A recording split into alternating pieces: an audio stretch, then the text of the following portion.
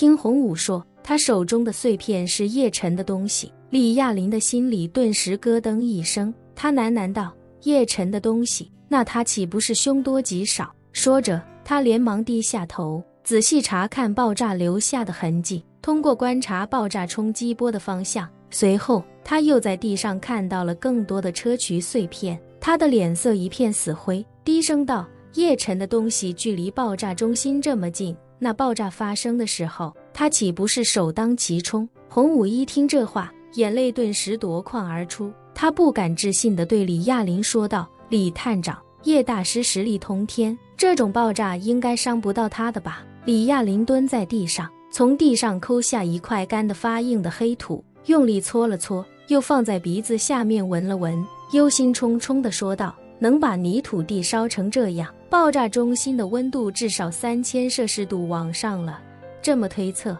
爆炸当量至少1-2吨 TNT， 这个当量就算是坦克在旁边也要被炸成粉碎，人是血肉之躯，离这么近，只怕凶多吉少。操！洪武双腿一软，登时跌坐在地上，他顾不得疼痛，一拳砸在坚硬黢黑的地表，哽咽道：不可能，叶大师吉人自有天相，绝对不可能出意外。李亚林沉默片刻，道：我去周围找找，或许被爆炸时产生的冲击波震出去也不是没可能。洪武连忙爬起来，用衣袖蹭去泪水，开口道：我也去，咱俩一人一个方向。李亚林道：你还是找些帮手过来，这爆炸范围半径几百米，外围空间更大，能见度又低，只靠咱们俩根本不行。你不是说香榭丽温泉酒店有很多武者吗？去找最可靠的人过来帮忙。洪武回过神来，连忙道：好。说罢，他掏出手机想打电话，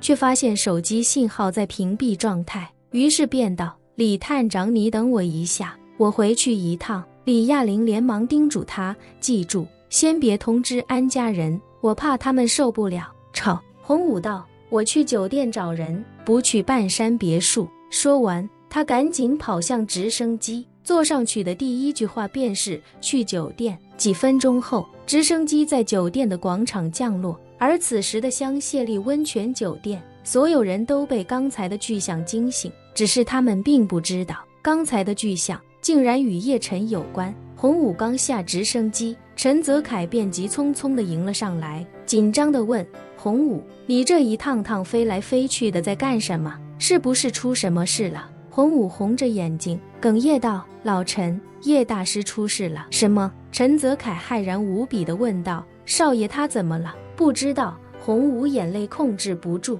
抽泣道：叶大师现在生死不卜，你赶紧找些信得过的人跟我走，去帮忙找叶大师的下落。陈泽楷只感觉大脑一阵眩晕，随即他连忙稳住心神，脱口道：我去找若离小姐。这些人里，何家人跟少爷最久，他们肯定最值得信赖。洪武连忙道：一定不要走漏风声，万隆店也有不少人在这里，我怕他们知道少爷出事会有二心。不至于吧？陈泽楷道：万破军当初在叶灵山可是发过誓要效忠少爷的。洪武摇头道：话是这么说，但万破军与叶大师毕竟有家仇旧恨，关键时刻我们还是谨慎一些，而且我们也不能带那么多人过去。你别忘了，少爷还有破清会这个大敌，万一风声传到外界，少爷的身份怕是就暴露了。陈泽楷点点头道：那就只找何家人。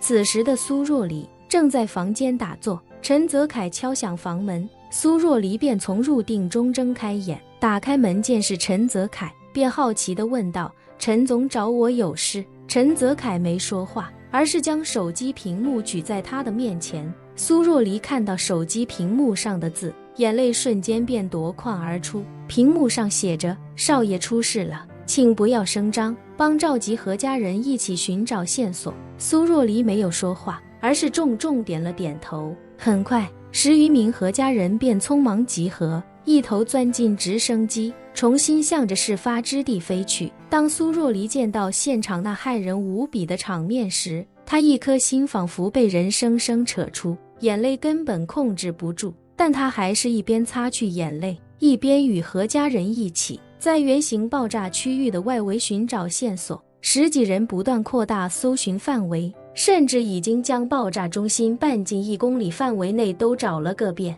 依旧没有发现任何与叶晨有关的痕迹。从开始寻找的那一刻起，他们没有任何一个人说过一句话，但绝望的心情此刻却笼罩在每一个人的心头。时间倒退回叶晨与常胜伯大战之前，紫金山庄顶层小院中的温泉池，阵阵水汽在水面之上氤氲，清澈的温泉水中漂浮着满满的鲜花花瓣，随着一双玉手轻轻拨弄花瓣，倒映着月光的水面立刻波光粼粼，煞是好看。温热的泉水没过他一半的锁骨，而他那无暇纤瘦的粉肩则暴露在空气中。在他看来，这种雷声与之前震动金陵的那声炸雷一样，一听就有些反常，不太像是天气变化所致。他心中忽然有些惴惴不安，忐忑地喃喃道：糟糕，这么密集的雷声，莫非与叶晨有关？难道他的结束就在今晚？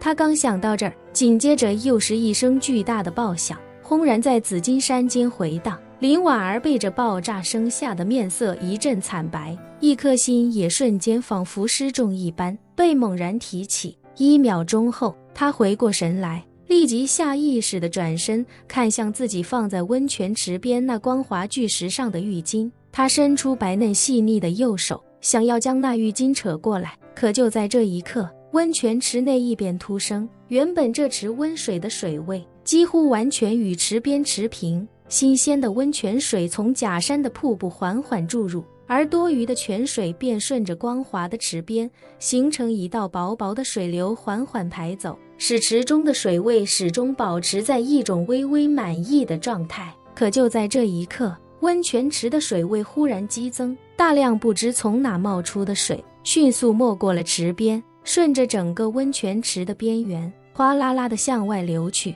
林婉儿呼吸与心跳的频率瞬间加快，双眼死死盯着面前的水面，似乎在等待着什么。下一秒，一个浑身不着片缕、满布伤痕的男人忽然从水中浮了上来。林婉儿看到了那男人的脸，正是那个在北欧如神兵天将一般救他于水火之中的叶晨。本期视频结束，欢迎订阅我的频道，这样就不会错过精彩内容。